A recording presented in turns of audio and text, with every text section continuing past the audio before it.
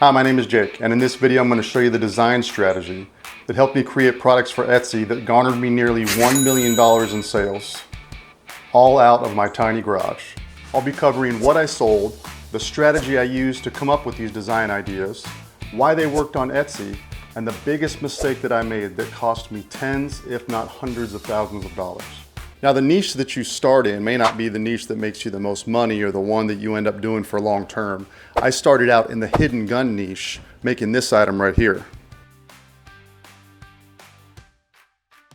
A small item, and in 2 years I got $16,000 in sales. That may not sound like a lot, but for a beginning hobby woodworker, that was fantastic and really fired me up, got my engine going to keep doing this woodworking thing. What you may also find out woodworking is when you create one item, you start to make variations of it in the same niche. So for example, I made a coat rack that would hold a pistol grip shotgun, a mantle that would hold a shotgun, and even a floating shelf that would hold an AR. It was this next niche that made me certain woodworking is what I wanted to do when I created my first wall-mounted whiskey bar. This was a Murphy style, fold down top, and this one really started bringing in the money for me. And of course, like the other niche, I started to make variations of this.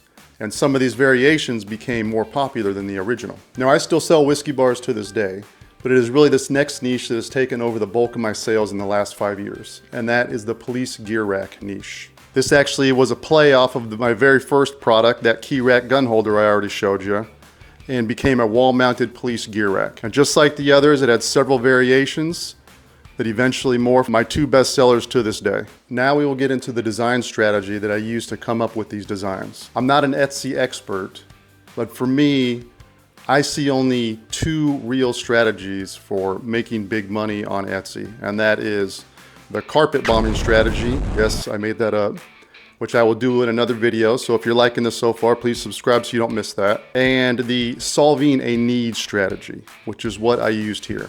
There's an old proverb, necessity is the mother of invention. And that is the core of this strategy, creating a unique wood item to solve a need. Now, I know most of you are like, seriously, Jake, that's it? Yes, that's it. But give me a couple of minutes.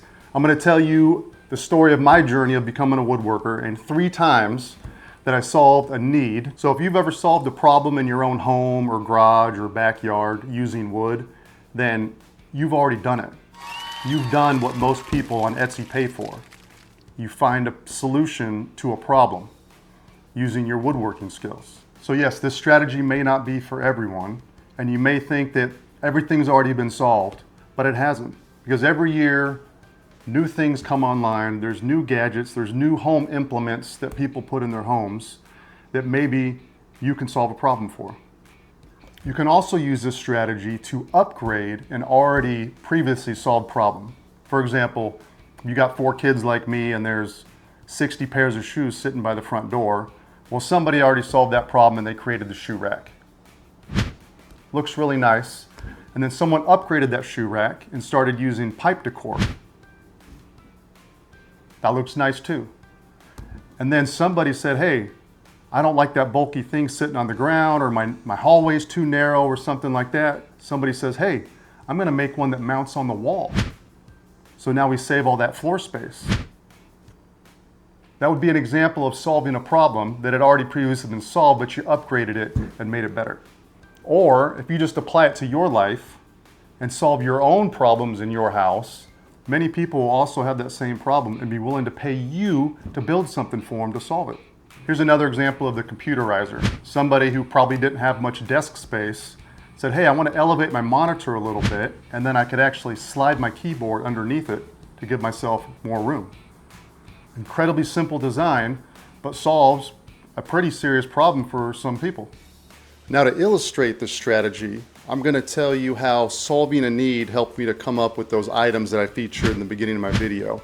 And hopefully by doing that, maybe it gets your gears grinding a little bit about perhaps you've already done something like this. Or maybe it gives you some ideas about things in your own house that you could solve with your woodworking skills, and maybe something that would be that you could sell. Now, the first item, the key rack, I was living in Colorado. Our house backed up to green space, which then went on to rolling hills and open wilderness, and I wanted to keep a handgun by my back door. I searched around online. I ordered this hidden picture frame holder from Sportsman's Guide, and it was really janky. It didn't have a lock. I just didn't like it. So I started searching around. I couldn't find anything else. So I ended up coming up with the key rack. I wanted it to be decorative, so it just didn't look like some janky thing sitting on the wall. It served a purpose. It would hold your keys. And then it was my wife who actually recommended that I start selling it. And you know the story on that. I don't actually know if I checked Etsy to see what was on there at the time. All I know is that this item sold, like I said, I sold it for I think like $95 and I made $16,000 in sales. So that's a whole lot of key racks. So I don't know what the competition was like. But of course, if you go on Etsy now and you search hidden gun storage or hidden gun furniture, you're going to find all sorts of fantastic items that people have built since that time, because that kind of niche, I'm sure it was probably early on in the niche. I certainly didn't start it, but I was probably one of the early ones, and it has taken off and people have made some incredible things. So I'm originally a Florida boy. We had moved to Colorado for about 8 years, and I had never had a basement before, and neither had my wife. And she did not like it. She thought it was cold and dank and she didn't want to go down there, so she let me have the basement. Let me know, I had a room that I could actually decorate all by myself with no input or direction from my wife. Let me know in the comments if you've ever been that fortunate in your lives, other than your garage, of course. So I turned this thing into a man cave. I made it kind of a speakeasy, painted the walls real dark. If you see that one picture of the Murphy bar, the walls were in maroon. I did wainscoting on it. It was really awesome. And it turned into like a poker den for guys from my squad. And so I needed a place to kind of keep my whiskey up out of the way. Now, of course, they've had some kind of whiskey shelving or something that other people had sold, but I didn't see anything like this where you could have a closed up case. You could even put a lock on it if you wanted to. It kept it up out of the way. And then the Murphy table, when it came down, kind of served as a place where you could pour your drink or mix it or whatever you needed to do. So for that, I was solving the need of where do I put my whiskey bottles for poker night? And now the police rack. I had a local customer ask me to make a tactical tree, which was the most popular item for gear racks for cops. It was large, it was bulky, it sat on the ground. I didn't like it, it was difficult to ship. And I said, there's gotta be a better way for this. So I took the bar concept that a lot of these had, I combined it with my key rack box, gun safe that I had made, and said, I'm gonna make something that this will go on the wall. And lo and behold, this is what came out of that. And of course, this got refined into this. And then I actually had a customer that requested that I move the gun safe to the middle. And so it became this. So that's a good point. Always listen to your customers for their suggestions or maybe their requests.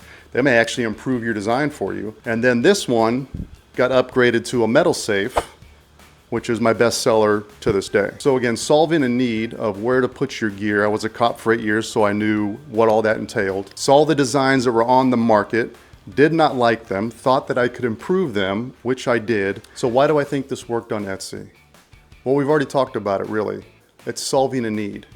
If you're solving a need for yourself, other people are gonna have that same need. We are not that different. Our houses may work in a variety of ways, but we all kind of need the same thing. We need storage space to put our items, whether it's your gun or your whiskey or your police gear that normally sits on the dining room table. So solving a need for yourself or for your parents or your brother, your sister, or your friends through your woodworking skills, and you come up with something maybe a little bit different, maybe unique, like that shoe rack, maybe you improved upon something, you might have an incredible moneymaker on your hands. Hey, real quick, if you want help identifying Etsy trends and woodworking products that are really hot, making a lot of sales, then I recently became an affiliate for the program that I've already been using if you've been watching all my videos, and that is eHunt AI. There'll be a link down below. I only use it for the browser extension, which overlays what these sales are as I'm scrolling through Etsy. And then on the actual product page, you can see the pertinent tags, how many sales, how long they've been selling it, and a bunch of other very useful information. It has a whole other research site to help you identify trends and products, a drop shipping thing For drop shipping products, I don't even use any of that stuff because I get so much value out of just the browser extension itself. So if you're interested, there's a link. I appreciate it. Now back to the video.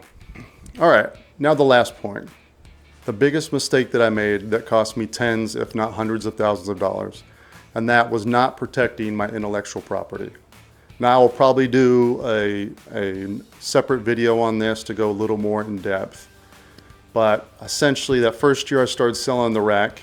As you probably know, Q4, which is Christmas time, is always your busiest time of year. And here is my November and December sales. Wonderful, right? Now next year, 2019, this is when it got crazy.